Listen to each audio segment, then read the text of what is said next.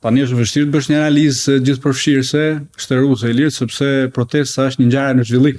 Absolutisht. Jo, deri tani, Megjithatë, unë mendoj se për nga natyra, për masat gjeografike, përbërja, kjo është një lëvizje tashmë, do të thoja unë historike, për shkak se në 3 dekada përjashto lëvizjen studentore dhe protestat që kanë pasur mandej për rrëzimin e regjimit komunist, një kontekst historik edhe armët kimike ndryshëm.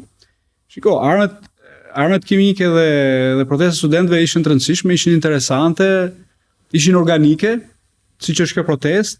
Megjithatë kjo ka për masa tjera, ka përbërje tjetër, edhe ka një objektiv i cili mendoj që i shkon në zemër problemit të Shqipërisë. Pra, godet modelin politik dhe ekonomik që është ndërtuar veçanërisht në 2 dekadat e fundit, është perfeksionuar në dekadën e fundit, cili në ndryshe nga Fatos Lubonja, e cili e teorizon si një ndërtesë mëkate. Unë kam një mendim pak ndryshe, po që është i ngjashëm atë që thot Lubonja. Unë gjykoj që aktualisht sistemi jon politik dhe ekonomik ngjan një piramide, ku në bazë është krimi organizuar. Për një narkoshtet. Jo krejtësisht, po nëse do më lejosh ta shtjelloj, ndoshta mund të krijojmë një ide edhe bashkërisht se çfarë lloj sistemi kemi ose çfarë lloj monstre kemi ndërtuar. Pra, një piramidë ku në bazë është krimi organizuar, i cili ushqen sipërmarrjen me para dhe sipërmarrja ushqen elitën politike që qëndron në majt piramidës. Dhe kjo marrëdhënie e ka deformuar tërësisht demokracinë në Shqipëri, tregun, pra ekonominë e tregut, marrëdhëniet e individit me shtetin, me politikën, me qeverisjen, raportet tona shpeshherë, raportet e sipërmarrjes me njëra tjetrën e kështu me radhë. Dhe shumë nga dëgjuesit tanë më thonë që kjo është e tmerrshme. Në fakt jo, ka dhe më keq.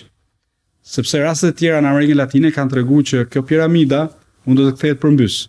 Pra, sepse në momentin që krimi organizuar fuqizohet, mendon, por shiko, pse nuk kemi ne këtu në mes piramidës? Pra pse duhet që marrëdhënien ton me elitën politike ta ndërmjetësoj klientela e biznesit? Ne shkojmë vetë aty dhe jemi në kontakt të drejt për drejt me elitën politike. Vjen një moment që edhe në këtë pozitë, pra kur ndodhet në mes të piramidës, sepse ti e din, njerëzit kur bëjnë ekonomi duan pushtet.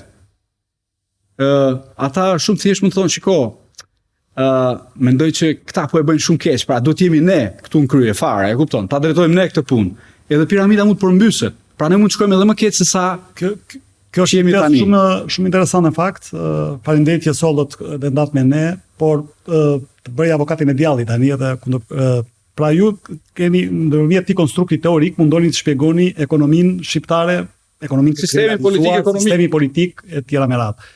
Por natyrisht duhen fakte mbështetëse, sepse po të isha në anën e qeverisë në këto momente, do të thosha e para është marrë një ligj për dekriminalizimin, pra edhe ata politikanë që kanë qenë të implikuar dolën nga parlamenti.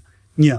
E dyta, ne jemi duke avancuar me kapitujt e integrimit, kemi hapur të gjithë, po përpiqemi të mbyllim. Dhe këtu ka disa kritere, cilët duhet zbatuar në mënyrë rigoroze. E treta është SPAK-u dhe GKK-ja, e cila ka luftuar dhe ka goditur krimin e organizuar, sidomos me suksese ndaj krimit të organizuar në raport me korrupsionin në tjetër histori. Pra kemi pasur më shumë sukses dhe evidencat e kanë treguar Manival për shembull e kanë nxjerrë Shqipërinë nga Distagri dhe së fundmi Manival e ka kaluar Shqipërinë në një stat tjetër të pasrimit parave që për 7 vjet nuk do bëjmë as vizita në terren. Pra tregon që të paktën në letër Shqipëria ka kaluar detyrat e klasës. Për mos të pastaj që ekonomia shqiptare nuk është vetëm pronë të disa pak oligarkëve, sepse janë një pjesë e mirë të vetpunësuar. 39% është nga mesatarët më të larta në Europë të vetpunësuar jashtë sektorit bujqësor. Pra ka një konkurenshmëri, pavarësisht se konkurenshmëria është e biznesi vogël dhe jo të biznesi i madh. Pra ka element, unë përmenda vetëm disa prej tyre, mund të përmend edhe të tjerë. Për shembull, qeveria thotë që ne kemi ulur borxhin tot nga 75% në 55%. Kemi ulur papunësinë nga 16.5% në 8.5%. Kemi luftuar inflacionin, kemi luftuar deficitin buxhetor. Kemi rritur të ardhurat për shqiptarët. Rrogat sot në Shqipëri janë dyfishuar në raport me 10 vjet më parë.